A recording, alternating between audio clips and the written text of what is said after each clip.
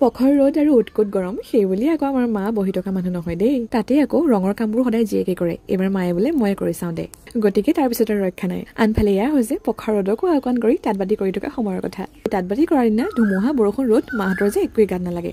আৰু এয়া হৈছে আমাৰ টিকলি, যিহেতু মাকে তাঁতত লাগি আছে গতিকে সিহঁতক খেলোৱা দায়িত্ব আকৌ মোৰ। গতিকে সিহঁতে এয়া জা জলপান ভাত সকলো যোগাৰ ধৰিছে মোক, আৰু ময়ো ফালৰ পৰা খাই গৈছো। আৰু এয়া দেখিছেনে সিফালে বৈ ৰাজ ভৰাই আছে আৰু এইফালে মায়ে এনেকৈ চাদৰৰ জোখ অনুযায়ী চিন্দি গৈছে। এয়া হৈছে আন কোনোবা দিনৰ কথা। সেইদিনা আকৌ মন গৈছিল ভণ্টি হেনো খুব তাঁত ববলৈ, বোলো বল মই আছো নহয়, চিন্তা নকৰিবি। আৰু তাৰ পিছত কি হ'ল জানেনে, এফালৰ পৰা ধুনীয়াকৈ সূতা ছিঙি ছিঙি ধুনীয়াকৈ তাঁতখন তাইক মই শিকাই দিলো।